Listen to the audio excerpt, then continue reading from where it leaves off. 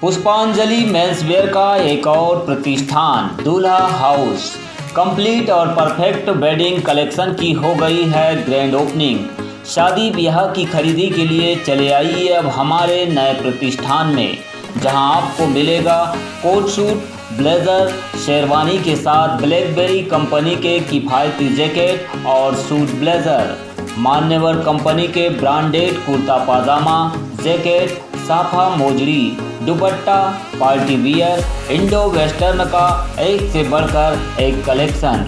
हमारा पता है दादावाड़ी स्कूल के पीछे इतवारी बाजार के पास बालाघाट। संपर्क करें 9425138551।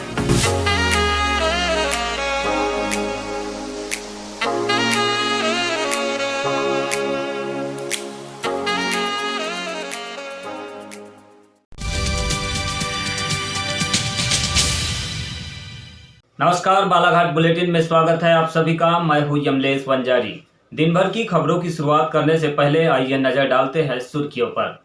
समर्थन मूल्य पर धान खरीदी की धीमी रफ्तार, नहीं पहुंच रहे हैं उपार्जन केंद्रों पर किसान।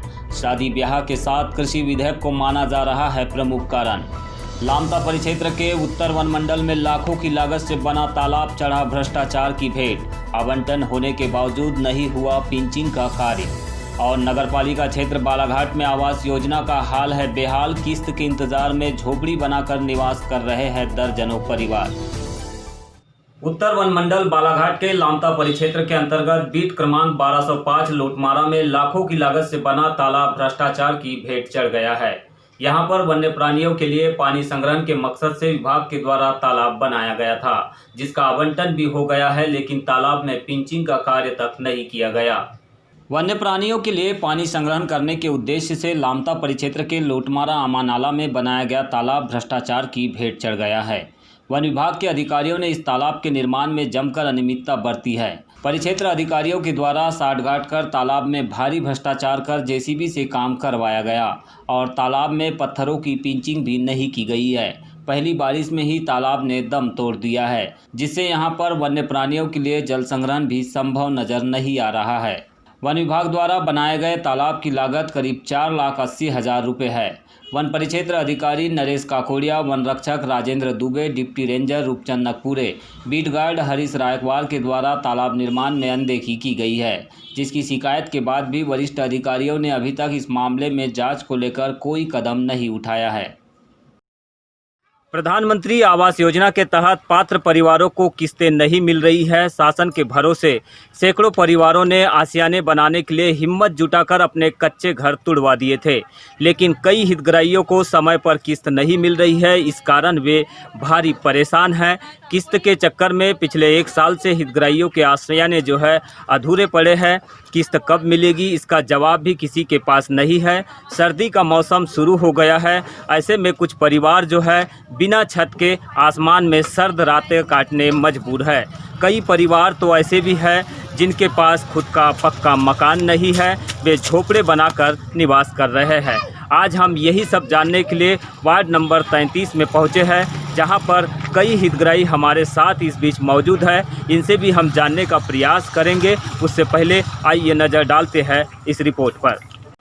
नगरपालिका परिषद बालाघाट में आवास योजना की किस्त नहीं मिलने से सैकड़ों हितग्राही परेशान हैं, लेकिन बीते 4 वर्षों में भी आवास नहीं बन पाए हैं। वार्ड नंबर 33 में आवास हितग्राहियों का बुरा हाल है, जहां पक्के मकान की चाह में गरीबों ने अपने कच्चे आशियाने तोड़ दिए हैं, परंतु इन हितग्राहियों के मकानों की आज तक छत नहीं ढल पाई है। लिहाजा दर्जनों परिवारों को झोपड़े बनाकर निवास करना पड़ रहा है।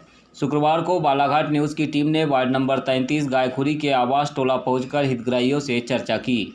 इस दौरान हितग्राही माधुरी पालवे, सुखी मेहरबान, शोभा, दिलीप और सूरजलाल सहारे सहित राधेलाल देशमुख ने बताया कि किस्त नहीं मिलने से उनके मकान अधूरे पड़े हैं। वे मजबूरी में झोपड़ी बनाकर निवास कर रहे हैं। राजू नाम के युवक और उनकी पत्नी ने बताया कि वे कई वर्षों से गायखुरी में निवास करते हैं। उनके पास ना तो मकान है और ना ही ज़मीन है। उन्हें शासन की ओर से आवास के लिए पट्टा भी नहीं मिला है। वजह यही है कि अब लॉकडाउन है करके बोल रहे थे जी, लेकिन किस्त आ नहीं रही है। अभी डली है तो 50,000 में स्लिप डालो बोलते हैं सर, 50,000 में स्लिप नहीं डल रही है। कितने सालों से मकान अधूरे पड़े हैं आप लोगों के? 2-2.5 साल हो गए। 2.5 साल हो गए। यहाँ झोपड़े में रहते हैं। अभी रुको ना, झोपड़े में रहते हो आप? हाँ। कहाँ है झोपड़ा? ये तो है भैया। अच्छा, क्या नाम है आपका? मेरा नाम अनीता मेहरबान। अच्छा, कितने साल पहले आपका मकान पास हुआ ये था? तो 2 साल हो गया भैया, 3 साल। अच्छा, तो बना ही नहीं मकान? नहीं नहीं नहीं नहीं छत ढली नहीं अभी नहीं तक? नहीं नहीं, वो तो सामने में दिख रहा है। तो झोपड़ा बना कर रह रहे हैं। हाँ। तो क्या परेशानी जाती है अब, चूंकि ठंड का समय भी है? ठंडी लग रही है तो क्या करेंगे? तो बरसों दिए। संतोष लीला रे बात होती है उससे कभी? हाँ, बात होती है भैया। क्या बोलता है संतोष? आएंगे तो हम दिला देंगे, नगर पालिका दिलाएगी। अच्छा, ऐसे बताते हैं। तो नगर पालिका से किस्त नहीं मिली, इस वजह से अधूरे मकान है आप लोग। क्या कहते हैं, आएगा पर हमको बोलते हैं कोई तो इतवार को डालेंगे, तो सोमवार को डालेंगे, तो अगले महीने डालेंगे, ऐसा कर करके तो अभी तक पड़े हैं हम। पहले मकान था आप लोगों का? हाँ, उसको तोड़ दिए थे? हाँ, तोड़ ताड़ कर डाले पूरा। भी रोज कमाने वाले। अभी क्या स्थिति है, क्या दिक्कत जाती है आप लोगों को? क्या दिक्कत जाती है, वो तो है ना, झिल्ली डाल के रह रहे हैं ऊपर मकान में। अब कहाँ रखेंगे, झोपड़ी तो टूट गई, बह गई पानी से। झोपड़ी भी बनाए थे? वो झोपड़ी बनाए थे ना भैया, वो तो सामने पड़ी है झोपड़ी।